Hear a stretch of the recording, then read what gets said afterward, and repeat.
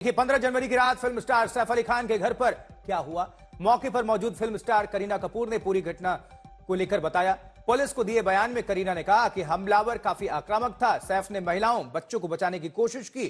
हमलावर को जहांगीर के पास आने नहीं दिया। हमलावर ने सैफ पर कई बार हमला किया और सैफ ने महिलाओं और बच्चों को 12वीं मंजिल पर भेज दिया।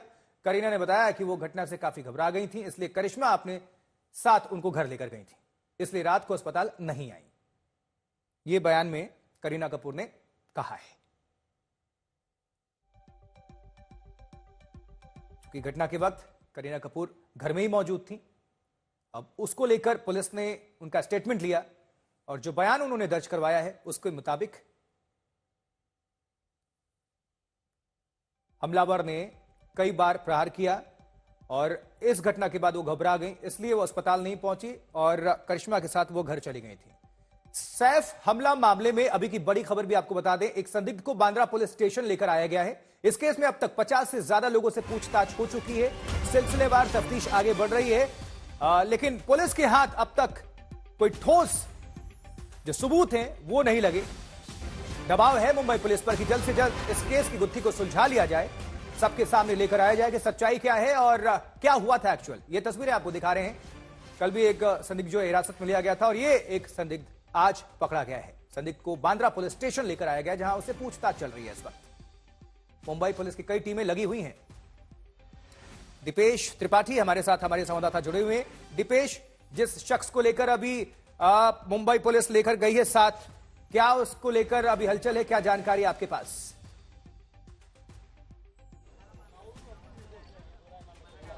आशुतोष, देखिए इस सैफ अली खान पर हमला मामले में कई लगातार जो मुंबई पुलिस की तफ्तीश है वो शुरू है।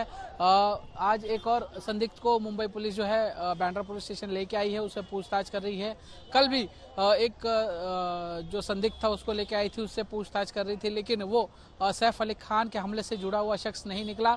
आज मुंबई पुलिस ने दोबारा एक शख्स को लाया है। फिलहाल ये शख्स कौन है, इसका नाम या इसका क्या रोल है, ये अब तक नहीं पता चल पाया है, लेकिन ये माना जा रहा है कि ये भी हो सकता है इस पर भी पहली हाउस ब्रेकिंग के मामले दर्ज हो सकते हैं, या इसको लेकर पुलिस को कुछ सबूत या कुछ सस्पिशियस मिला होगा, जिसके आधार पर पुलिस इसे लेकर आई है और फिलहाल इससे बांद्रा पुलिस स्टेशन में जो है वो पूछताछ चल रही है। आशुतोष, मुस्तफा भी हमारे साथ मौजूद हैं। मुस्तफा शेख हमारे संवाददाता मुंबई से ही।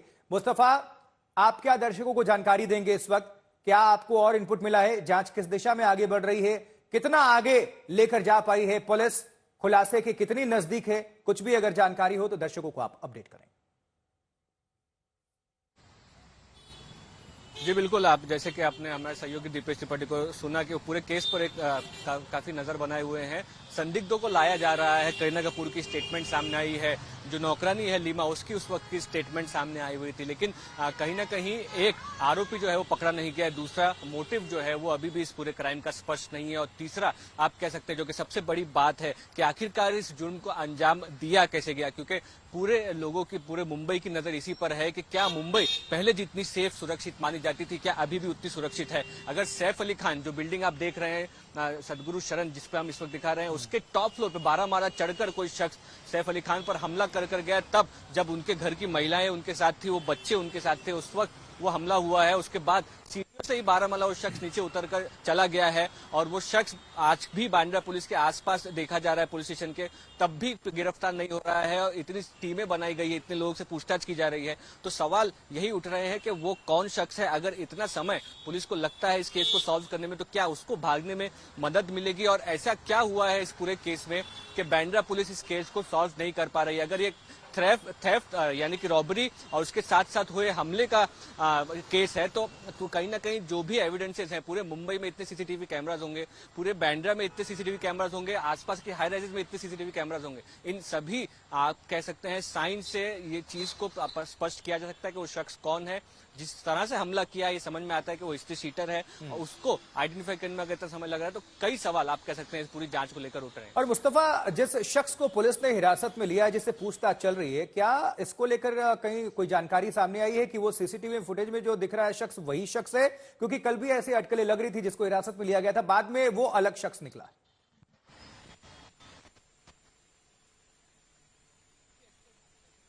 जी मुस्तफा। मुस्तफा की आवाज हम तक पहुंच नहीं पा रही है, यही सवाल मैं दीपेश से ले लेता हूं। जी दीपेश, अगर आप हमें सुन पा रहे हो, अगर आप तक हमारा सवाल पहुंचा तो इसको लेकर क्या आप अपडेट करेंगे? आशुतोष, देखिए, ये कह पाना मुश्किल है कि क्या ये वही शख्स है अभी या नहीं, क्योंकि कल भी जब उससे पूछताछ की गई थी, जब उसको इंटरोगेट किया गया था, तब ये बात स्पष्ट हुई थी कि ये वो शख्स नहीं है जो सीसीटीवी में दिखाई दे रहा है। लेकिन जैसा कि हमने कहा, पुलिस के पास सिर्फ वो एक चेहरा है जो सीसीटीवी में दिखाई दे रहा है। इसके अलावा पुलिस के पास और कोई जानकारी नहीं है। जो सीसीटीवी के ट्रेल पुलिस को मिल रहे हैं, जैसे वो बांद्रा से निकला, फिर किस तरफ गया है, किस दिशा में गया है, उसी के आधार पर पुलिस की छानबीन आगे बढ़ रही है। पुलिस की छानबीन दादर तक भी पहुंची है। हम इस वक्त वहां दादर इलाके में खड़े हैं, जहां पर एक दुकान से उस समय उसने एक हेडफोन खरीदा था और यहीं पर उसका सीसीटीवी का एक ट्रेल जो है वो पुलिस को मिला है। यहाँ पर फिलहाल मुंबई क्राइम ब्रांच की टीमें यहाँ पर मौजूद हैं। 3 गाड़ियां यहाँ पर मुंबई क्राइम ब्रांच की जो है वो साफ तौर पर देखी जा सकती हैं।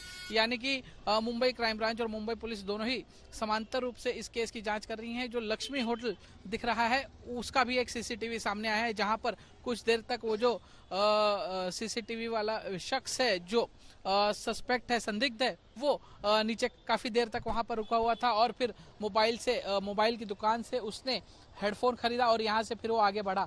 तो इसी तरीके से जो सीसीटीवी के ट्रेल पुलिस को मिल रहे हैं, उसी के आधार पर पुलिस की जांच भी आगे बढ़ रही है, क्योंकि पुलिस को नहीं पता कि ये शख्स कौन है। इसका चेहरा पुलिस को पता है, लेकिन इसका नाम, इसका पता, इसके बारे में अब तक पुलिस के हाथ कोई जानकारी नहीं लगी है। आशुतोष, ठीक है दीपेश, बने रहिएगा, दोबारा आपका रुख करते हैं। मुस्तफा भी जुड़े हुए हैं, आप भी बने रहिएगा।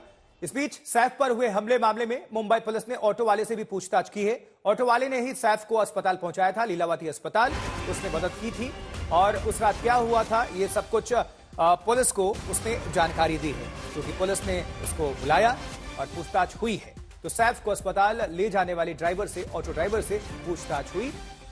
क्या हुआ ये पूरी जानकारी ऑटो वाले से ली गई पुलिस की तरफ से। मुस्तफा हमारे सहयोगी जुड़े हुए हैं, पहले आपको वहां से जो जानकारी मिल रही है आपको सुनवा देते हैं।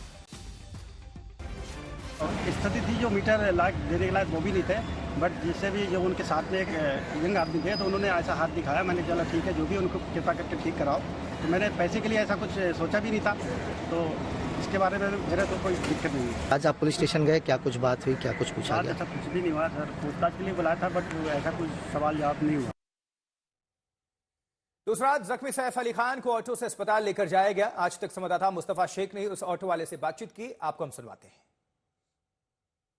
16 जनवरी देर रात तकरीबन 2:30-3 बज रहे थे। सदगुरु शरण बिल्डिंग, जहां से एक्टर सैफ अली खान निकले, वो जख्मी हालत में थे। उनके साथ उनका बेटा तैमूर अली खान था, उनके ऊपर वार थे और वो इस ऑटो में आकर बैठे। MH02 FB 687।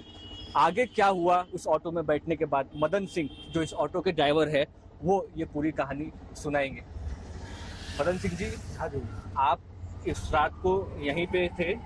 नहीं, मैं वो रोड से आ रहा था जी। तो उस गेट से आगे सामने वाला जो गेट है, जी। वहाँ से आवाज आ रही रिक्शा। तो एक लेडीज जो थी इस गेट इधर से जा रही थी, तो वो रिक्शा दिया। तो यहाँ तक मेरा रिक्शा आया, उसको रुका के बाद फिर यूटर्न मार के बोला कि गेट पे चला कुछ चोट घाव लगा है, तो फटाफट हॉस्पिटल लेके जाना। तो मैं उसी टाइम गाड़ी घुमाया तो गेट खुला। उसके बाद में देखे तो निकले कुछ लोग, ऐसा कोई सैफ अली खान बोल रहे कि वो थे, तो देख रहा था फोन से एकदम लत थे। उनके साथ में उनका जो बेटा था तैमूर अली खान था। हाँ जी, वही छोटा बच्चा था। और भी कोई शख्स बैठा था? एक शख्स और भी था उनके साथ में। हाँ। तो आप सैफ अली खान कहाँ थे उस वक्त जहाँ आप बैठे? जहाँ मैं बैठा हूँ, तो सैफ अली खान यहाँ थे। बाकी बीच में वो उनका बच्चा लड़का था जो बालक था, और एक साथ में यंग जो थे वो साइड में थे। फिर वहाँ जाने के बाद जैसे वो उतरे, फिर उनका बच्चा उतरा, जो साथ में यंग थे, जो इंसान थे, वो भी उतरे। उतरने के बाद फिर गार्ड को बुलाया। गार्ड को इधर आओ, बोले कि जाओ, मैं सैफ अली खान हूँ, स्टाफ को बुलाओ, मेरे को स्टेजर मंगाओ फटाक। तो अभी ये लीलावती हॉस्पिटल के रोड पे हम लोग आ गए, और का रास्ता है। जब सैफ अली खान को आपने बस देखा कि वो मतलब एक व्हाइट कुर्ते में एक शख्स था, पूरा खून से लथपथ था, लेकिन आपको ये महसूस हुआ कि वो शख्स जिसको इतना गंभीर रूप से घायल हुआ है, फिर भी वो बात कर पा रहे थे, बैठ पा रहे थे, वो लग रहा था जैसे बच्चे से बात कर रहे थे, थोड़ा बहुत, इतना भी नहीं, कुछ ऐसा नॉर्मल सा बात कर रहे थे आपस में इंग्लिश में। हाँ। तो मैंने चलो ठीक है जो भी है, और मेरे को लग रहा था घाव लगा होगा तो थोड़ा जैसे झटके में जाती गाड़ी तो झटका लगता तो थोड़ा शरीर हिलता ना, हाँ। तो थोड़ा यानी कि दर्द सा महसूस हो रहा था, मैं ये देखा था। फिलहाल हम लोग जो है वो लीलावती हॉस्पिटल पहुंच चुके हैं, जहां पर सैफ अली खान एडमिट है, जहां पर सैफ अली खान पर इलाज चल रहा है। और लीलावती हॉस्पिटल का ये इधर साइड में रुका दीजिए, यहाँ से आप कह सकते हैं कि लीलावती हॉस्पिटल का ये इमरजेंसी गेट जो आप देख सकते हैं। यहाँ पर पहुंचने के बाद क्या हुआ था? नहीं यहाँ पे नहीं, आगे वाले गेट पे हाँ, बैठे थे, हाँ, मतलब इमरजेंसी। हाँ, वो आगे स्ट्रेचर आया। हाँ। स्ट्रेचर आने के बाद उनको बिठाया गया, जैसे रिक्शे से उतर के आराम से उतरे हैं, फिर खड़े, थोड़ा उनको फिर पकड़ा गया, स्टाफ लोग आके, डॉक्टर का कंपाउंडर वगैरह, सिस्टर भी थी। हाँ। उनको पकड़ा गया, फिर स्ट्रेचर खोला गया, उनको फिर बैठा के थोड़ा लिटा के ऐसा किया, फिर पीछे से उठा दिया गया, फिर हाँ। उनको ऊपर अपना स्ट्रेचर ढका के ऊपर लेके गए। हाँ, उनको स्ट्रेचर पे लिटाया गया हाँ। था, क्योंकि डॉक्टर तो कह रहे थे कि वो चलकर अंदर आए थे हॉस्पिटल नहीं में। उस पर बिठाया थे, उनमें बैठाया था। व्हीलचेयर बोल रहे हैं? व्हीलचेयर नहीं, हाँ, वो जो स्ट्रेचर, पूरा जो लंबा स्ट्रेचर हाँ, आता है। तो उसको जैसा बैठाया था तो ऊपर से जैसा खड़ा कर दिया था, यूं कर दिया था ऐसा। हाँ, हाँ, हाँ। जी, पीछे से यूं कर दिया था। हाँ, हाँ और वो स्ट्रेचर पे बैठ के गया, और बैठ वही के समय था जब आपको ये सैफ अली खान ने पता चला। हाँ, तो वो खुद ही बोले कि मैं सैफ अली खान हूं, स्टाफ को बोला फटाक से मेरा ट्रीटमेंट चालू, यानी मेरा इलाज करो फटाक। बिल्कुल। ऐसा। तो आप कह सकते हैं कि ये जो 15 मिनट का समय रहा वहां से उनके हाँ घर जी। के सदगुरु शरण से यहाँ पे आने का और अभी भी एडमिट होने का लीलावती हॉस्पिटल में, ये सैफ अली खान के लिए एक गोल्डन मोमेंट था, जिसमें मदन सिंह नामक एक जो व्यक्ति है जो ऑटो रिक्शा चालक है, वो उनके काम आया और यहाँ तक पहुंचाया गया। लेकिन आप बता रहे थे कि भाड़ा भी नहीं ले पाया। नहीं तो वो सर ऐसा था, पोजीशन ही ऐसी थी, सैफ अली खान तो घायल थे, बच्चा से मांग नहीं सकता, और वो अंकल जो थे और उनसे मैं कहा भी नहीं, तो वो ऐसे हाथ हिला क्या दिए। उम्र थी वो अंकल की? उनकी वही 50 से ऊपर ही होगी, 50-52 उम्र होगी। तो वो ऐसा हाथ हिला दिए, मैंने चलो ठीक हो गया, कोई फ्री भाड़े, उनको पहले ठीक कराओ। और मेरे को तो यही खुशी हुआ, मेरे गाड़ी में इतना बड़ा सुपर स्टार बैठा, जो भी है हीरो बैठा, तो मेरे को यही खुशी हुई। तो मैंने कहा पैसे 40-50 रुपए जो भी होता, 30-35, उसमें मेरे को कोई बंदा नहीं है। हाँ, तो मेरे को यही खुशी हुई, उनके जान बचा, उनको कैंप में पहुंचा दिया, बस मेरे को यही खुशी है। अभी सैफ अली खान से मिलना चाहेंगे आप? अरे मिलना चाहेंगे तो जरूर मिलेंगे सर। तो देखिए, मुंबई पुलिस और क्राइम ब्रांच की टीम लगातार तफ्तीश कर रही है, पूछताछ होती जा रही है, घरों में घुसकर चोरी करने वाले उठाए भी जा रहे हैं। लेकिन यह सवाल जहां कल था वहीं आज भी है कि सैफ अली खान पर हमले के पीछे असली मकसद क्या है। सैफ अली खान की जिंदगी की असली फिल्म में 70 मिनट में वो सारे जवाब छुपे हैं, जिनके सिरे अगर पुलिस जोड़ ले गई तो हमलावर भी मिल जाएगा। रिपोर्ट दिखाते हैं।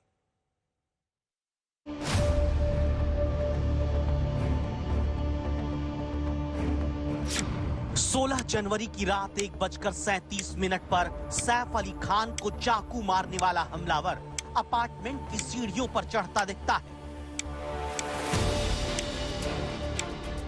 और रात 2:47 के करीब सैफ अली खान को खून से लथपथ हालत में भजन सिंह के ऑटो से लीलावती अस्पताल ले जाया जाता है। जब करीना कपूर अस्पताल नहीं गई बल्कि अपार्टमेंट के बाहर ही दिखती। सैफ अली खान के साथ 70 मिनट में क्या हुआ, इसका पहला हिस्सा रात 1:37 से रात 2 बजे के बीच का है। तो सबसे पहले 23 मिनट में क्या हुआ ये जानिए।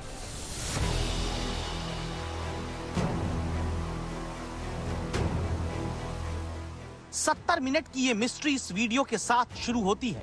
रात के 1:37 का टाइम सीसीटीवी वीडियो पर दिखता है। सीढ़ियों के पास झुका हुआ, संभल कर चलता हुआ ये शख्स, दावा है वही हमलावर है जिसने सैफ को कुछ देर बाद चाकू मार दिया। इसके हुलिये को देखिए, चेहरा लाल रंग के गमछे से छिपाया है, पीठ पर काले रंग का बैग है, हाथ खाली है और पैर देखिए, इसने चप्पल या जूता कुछ नहीं पहना। क्या इसलिए क्योंकि ये नहीं चाहता था कोई भी आवाज हो। रात 1:37 पर क्या ये वीडियो सैफ अली खान के अपार्टमेंट में 6ठे फ्लोर का है? क्योंकि पहले दिन पुलिस ने ही सूत्रों के हवाले से दावा किया हमलावर की पहचान 6ठे फ्लोर पर की गई। वीडियो के आधार पर दिखता है हर सेकंड में एक सीढ़ी ये शख्स चढ़ रहा है। हर फ्लोर पर 18 सीढ़ी दिखती है। 6ठे फ्लोर से 11वें फ्लोर तक जाने में 90 सीढ़ी ये चढ़ा होगा, यानी करीब 1:40 तक ये हमलावर हो सकता है सैफ अली खान के अपार्टमेंट तक पहुंच गया होगा। पुलिस में दर्ज एफआईआर के मुताबिक सैफ अली खान की मेड ने रात करीब 2 बजे अपने घर में उस हमलावर को दाखिल देखा। तो क्या हमलावर मास्टर की का इस्तेमाल कर सैफ अली खान के घर का दरवाजा खोलकर अंदर गया था, या घर के किसी शख्स ने उस हमलावर को अंदर आने में मदद की थी? सैफ अली खान के लाइफ से जुड़े उस 70 मिनट की नाइफ यानी चाकू मिस्ट्री में इस 20 मिनट का पता चलना अभी बाकी है। अगर 20 मिनट के भीतर फ्लैट को खोलकर हमलावर सैफ के घर में घुसकर तैमूर और जय के कमरे तक पहुंचा था, तो क्या इसने पहले भी सैफ अली खान के घर की रेकी की थी?